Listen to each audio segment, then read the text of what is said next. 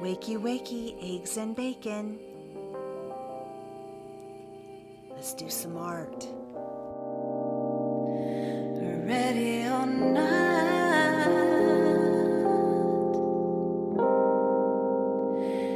here I come.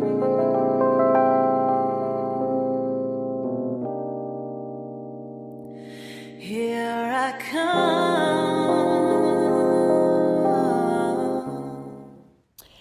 Today we are going to transform this window that looks pretty good already, but it is definitely incomplete. This is what we have already. We have 3 layers of curtains, curtain cuffs that I made that hold these little white curtains back, like little tie backs. And we are going to transform it into Victorian beauty. I always find an important part of this process is to create the vibe and the mood that you want to create in and of the thing that you want to create. In this case, it's elegance, beauty, and I think of Victorian mansions. I even have dark organ music playing in the background to set that vibe.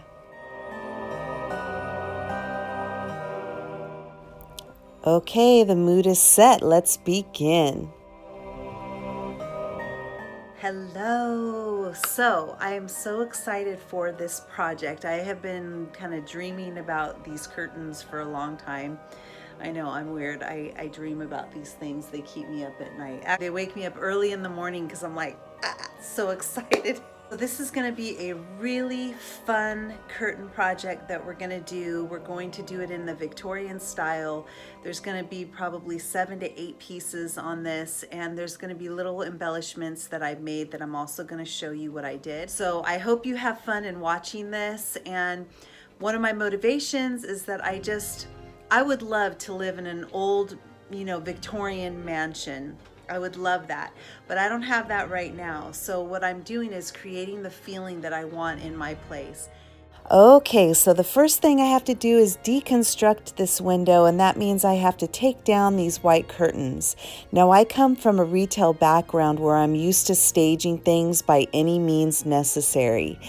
And what I used in lieu of a curtain tension rod was a wire, which worked just fine. But I'm going to do more legit process here by putting it back on an actual tension rod and putting it back in place. The curtain cuffs that you see on here are pretty awesome because they have a latch that allows me to open and close them. And so when I want to spread the curtain out, I can. And when I want to pull it back to see outside, I simply put the cuffs on. So what you're seeing here is 3 sets of drapes. So that's 6 pieces, including my antique pullbacks that are partially antique and partially dollar store, and I'll talk to you about that. And I'm here just getting the next section ready. So everything is about layering with this process, and so the white curtains are going to be behind the blinds, but then I decided overall to put this in front of the blinds so that the blinds are hidden. What I really love about using tension rods is that it just allows you to be flexible with things. So what you saw me doing here was opening it up, and then when I got there in place, then I could just adjust it to the tension that I needed.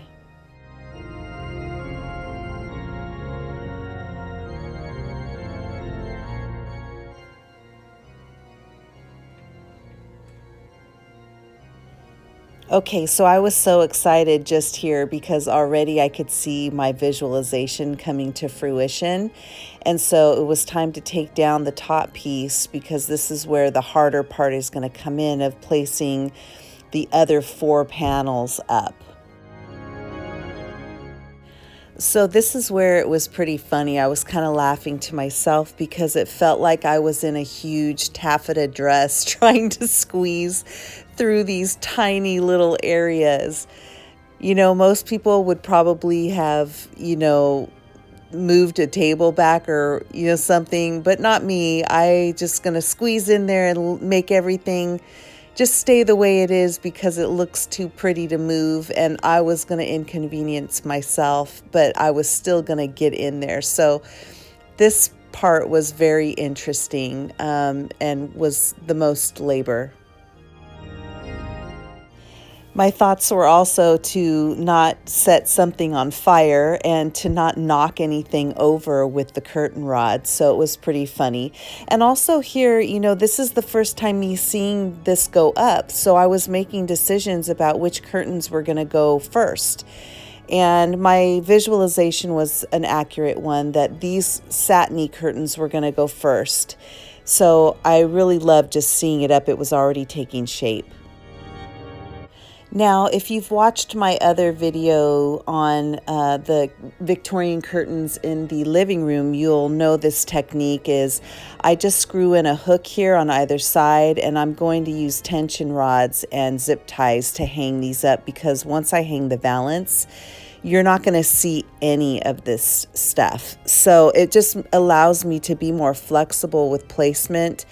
And I find that it's less labor than getting the drill out and having to drill in these hardware pieces. This works just as well, and it actually creates less damage in an apartment setting, which is also really key for those who are concerned about getting their deposits back.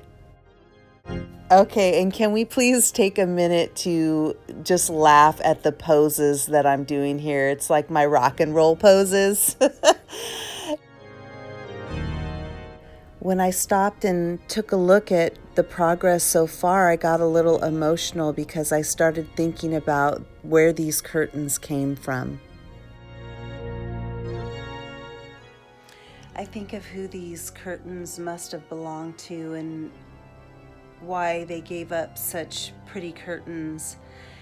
And I remember when there were some things that happened to me that I had to give up a lot of the things that I loved. And I too had to give up curtains that I absolutely adored. And so I like to think of it as, sometimes people have broken dreams and things happen in their life, but when they give them away, they become someone else's dreams. And right now, seeing how beautiful just this one layer that we can see looks, and I'm not even done yet, it just makes you look at things a little bit differently from a different perspective. When you have heartbreaks and other things that happen, sometimes on the other end of that, other people can have their dreams ignited by the things that you left behind. So it just made me think of that as I was putting up these drapes. And this is why I love antiques, because there's a story and someone owned them, and I like to think about their stories and why they must have given things up, or what they were doing when they had these, what rooms were these in, what energy is on these, It's just a fascinating thing. So this is now my dream come true, these little dreams that make life happy. And keep watching as this evolves.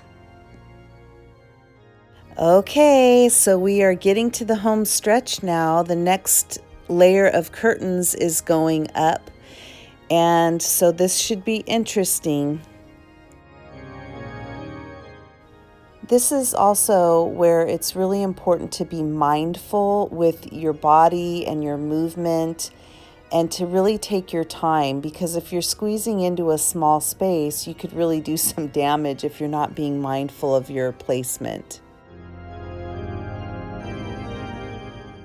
This is me putting the zip ties on the ends, and I can't tell you how many times I got up to the top and the zip ties fell off. And I had to come down and do it again. So what I ended up doing was just preparing the zip ties and holding them on my pinky finger, and then just putting them over the curtain rod when I got there. so that they didn't just pop off. And I used the same hook that I used for the first curtain and hung the other one. And one of the things that I also did in the center was I created 2 zip ties together, and I actually used a tack to support the centerpiece. So just making sure, just like I would in retail, I always had extra protections in place to make sure that if one tie or one thing failed, that there were other ties into the wall that would actually catch it to keep it in place. So I guess what I'm saying is always plan for a hardware piece to fail and have a backup system in place. And this just ensures that it gives you time to either fix something or reimagine something, but it allows you to not have things just fall down.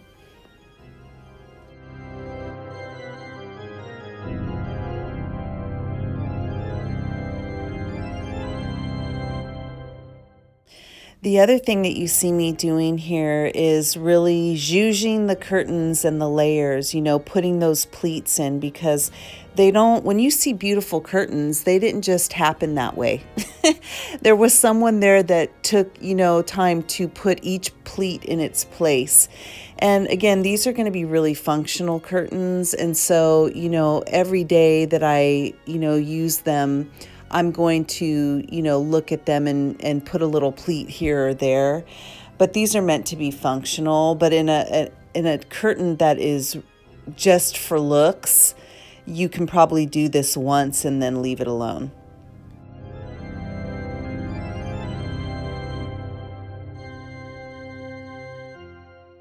Okay, and this is the final piece, and this is the fun part that's usually very easy.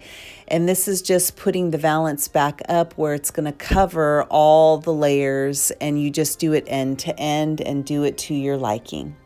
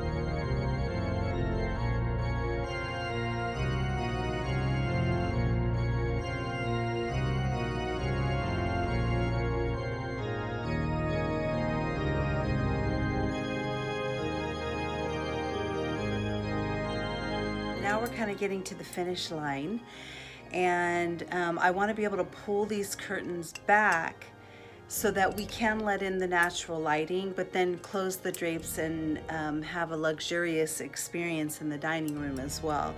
And so one of the things that I made here is I got these. You guys will have noticed these from the dollar store, right? These little hooks, they're like these little claw hooks.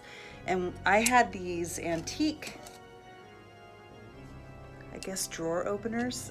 I love doing interesting things with door openers. So drill them into the wall, and then, they're pullbacks because the curtains will basically fall in here. Okay, so don't give up here, because these things can be a real bitch to get into the wall because they're at a really weird angle. And so I partially drilled it in, and then I'm going to have to screw the rest in by hand.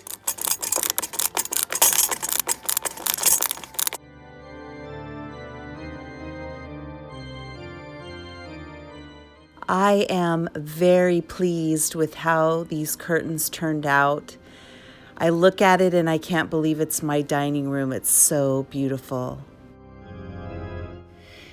The black cat that you see in the window has a symbolic reference because in 2020 we lost our precious 16-year-old Baywan, and this is where he used to eat, and he will remain in that window like he did in life.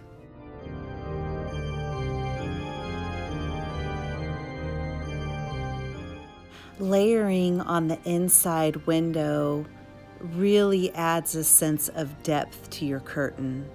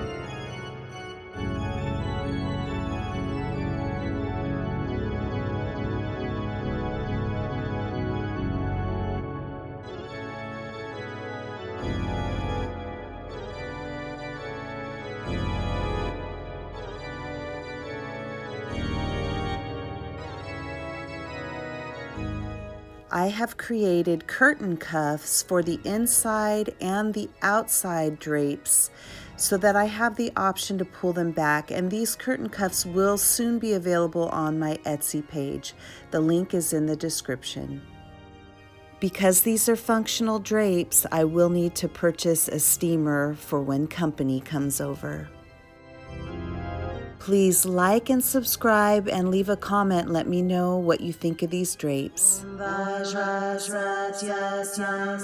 For exclusive content, please join me at my Patreon page. The link is in the description.